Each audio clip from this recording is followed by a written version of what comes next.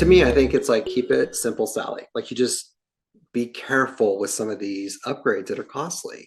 You kind of need to make sure it resonates with you and have that moment of, I'm not falling into a trend.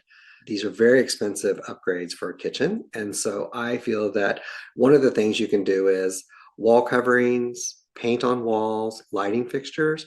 To me, those are things that you might want to change out every 2 or 3 years. But countertops, backsplashes, cabinets, those are things I would say to be careful with and let those kind of have a moment with just being left alone for a while.